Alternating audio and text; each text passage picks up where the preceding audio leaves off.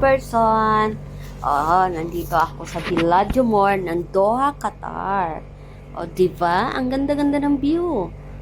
Habang ang nanonood ako dyan sa ilog na yan, makain ako ng ice cream ng McDonald's. Pero parang feel ko di masarap yung ice cream ng McDonald's ngayon. Kaya, ayan. Pero inubos ko pa rin. Sayang din naman, di ba? So, habang dyan, nag-isip-isip ako kung ano kaya kung lalangoy ako dyan? Char. Pero diba, ang linaw ng tubig, minsan nakaka-relax.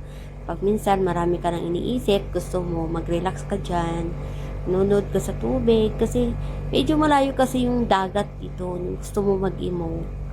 So, ayan na nga, ganyan lang ginagawa ko pag off ko. Minsan namamasyal ako mag-isa, umiikot dyan, yan, maraming nakaabaya.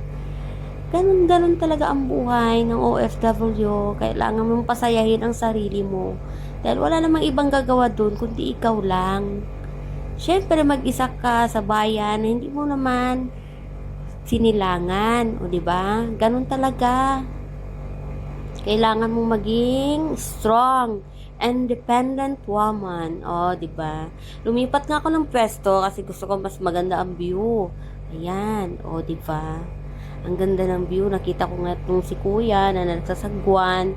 Dala-dala yung mga pasahero niya. Pero may bayad din, guys. Kaya ganyan. O, diba? Ang ano lang baruto niya. Diba sa unang panahon, baruto tawag dyan, diba? Pero sa Italy version daw yan. Italy version. Ganon.